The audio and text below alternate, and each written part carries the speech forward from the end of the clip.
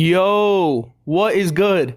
It's your boy Phoenix, and today I'm going to be doing a review of Please Don't Overthink This Volume 1, an EP by rapper Icy Kash.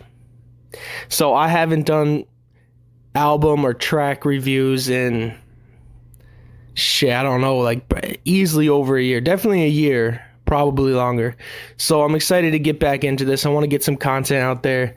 And Icy Kash, he's a dope rapper. I don't know if I've ever actually heard a project of his. Yeah, no, I haven't. I haven't actually, I don't know if he's released an album before this or an EP, but if he has, I haven't actually sat down and listened to a full project. I've heard his singles. He drops a lot of singles, and he's dope.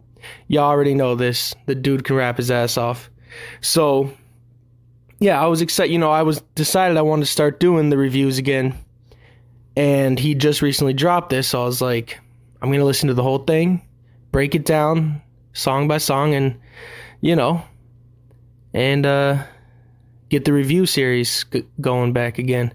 You could probably call this season 2, because it's been so long, but I'm not really keeping track.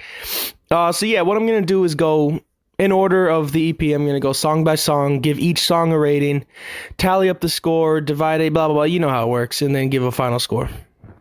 So the first track here is called Overthink. All right, this is the opening track, and it was a good intro. I really liked it. The beat threw me off a little bit, but then later on, as it progressed, it kind of grew on me. And there's I think what threw me off was there was these kind of techno sounds. And I was I didn't know how to feel about it at first, but like I said, as the beat progresses, it's kind of this old school vibe. It was kind of like techno meets old school. And I think that added some flavor to it. I like that. The chorus is really good. It's a really soulful chorus. I loved it. It was catchy.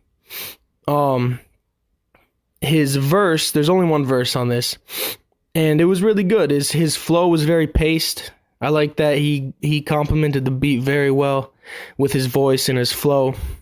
And I mean, as he does on the regular, that's something he's really good at. The rhyme schemes were tight. It was a dope opener. It was a solid intro. I think it set the tone for the EP pretty well. So I gave this one a 7 out of 10. Sorry, I'm a little congested, so here we go. What is it? Oh, I was about to say, why is there a thing saying it's recording? It's because I'm recording. I'm an idiot. All right, next song is called Boxed In.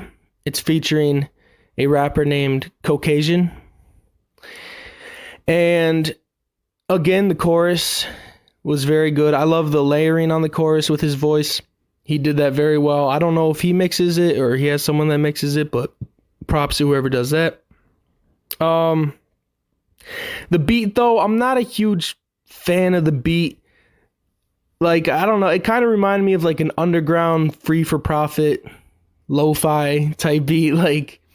I don't know. I used to be into those, but they just don't hit for me anymore. I mean, I'm sure some people like it. It sounded like one of those beats you put on when you're doing homework or something. I don't know. It wasn't really hitting for me. It kind of lacked originality, but that's the beat. I mean, at the end of the day, he's a rapper, so we got to talk about the raps first and foremost. But when you're talking about a song, everything plays in. So the beat's important, the lyrics are important, the vocals, everything. Everything goes into making a song good. And the flow was good. Icy Kash, he killed it. His flow was hot. Yeah, I mean, dope verse from Icy Kash. And one thing he does really well, especially on this track, is he hits the beat on the right spots, if you know what I mean. So he knows how to come in with the bass, with the snare, whatever it is, he knows how to match his vocals to that beat so that it just sounds so crisp. And I like that. Now Caucasian, I never really heard of this dude. I wasn't a fan of his verse. I don't think it really added anything to the song. I mean, it wasn't horrible. I mean, the flow was... He started off pretty good, then the flow dropped off towards the end. It wasn't all that great. he kind of got lazy at the end of his verse, so I wasn't really big on that. But yeah, I will give this song a 5.5 out of 10. I kind of wish Kash did both verses. I think this could have been like a 7.5. But well, no, because the beat is what was really killing me. But like I said, 5.5 out of 10. All right, next track is For Real featuring Nia J. Lee or Nia J. Lee. Again, the hook on this. I'm loving the choruses on this EP. Like, that was a pattern I noticed. Because something I struggle with is making good hooks. My hooks are trash. And so I can always like really appreciate when a rapper knows how to do that, knows how to make a good hook. Like, he could rap his ass off and do that sing-song shit but in a good way. So that was awesome. And it was good to see that, maybe he could ghostwrite some hooks for me. I would appreciate that. But yeah, I mean, it was like Cash's flows were simple, but this was kind of a love song. So those simpler flows, they worked on this. They really did. And they worked with the beat. They worked with the content of the song. It's a very relatable song. I think anyone who's been in a relationship, especially one where you kind of are drifting away from it or falling out of it.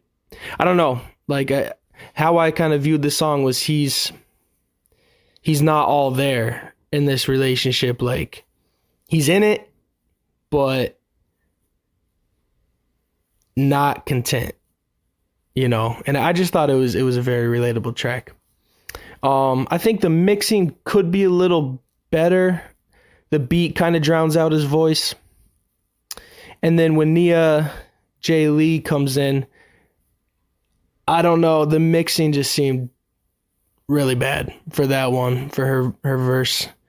Yeah, it was like, it was like the mixing on Cash's verse could have been better, but it wasn't horrible. But this was just like, yeah, it wasn't good, if I'm being honest. I mean, she had a nice voice. It was a nice melodic flow. I enjoyed that, but I just think whoever was engineering this kind of, it just threw me off, But the chorus is dope.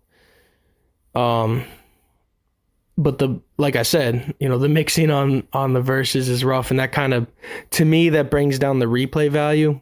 I think if this had more crisp production, this could have had a lot of replay value, but still not a terrible song. So I gave it a 6 out of 10. I enjoyed that one overall. You got to take everything into account. Next track is called Groove featuring Camille Lauren. And the beat and chorus on this, I don't know, not a fan. It was the song, it overall kind of was giving me, especially the chorus is giving me like Chance the Rapper, The Big Day album vibes, which, was, well, let's just say it wasn't his best album. But I just, for some reason, it was giving me those vibes. The beat's kind of cartoonish. Wasn't a huge fan of this. I think the effects were overdone. Yeah, I mean, this was definitely my least favorite verse from Icy Cash. I really wasn't a fan of this. I think the feature kind of stole the song. Camille Lauren, she had a very smooth and unique voice. And I think she did more with this beat than Icy Cash. And I think if this was a solo song, it would be more fitting for her. Sometimes I understand like trying different things and going out of your comfort zone, but if it doesn't work, it doesn't work, at the end of the day. Yeah. I mean, yeah, it was catchy, the hook, but for real. I like that part. I'm not gonna lie, I did like that, but just catchy doesn't make a song good, like there's other aspects of it. So wasn't a fan of this song. I give it a 3 out of 10. Next track was Yes Sir featuring Slickida Ice. It was a cool concept for a song. It almost sounded like an interview. Like the guy's like asking Icy Cash, like, all these questions. And at first he's like, no, sir. Like, are you fake? No.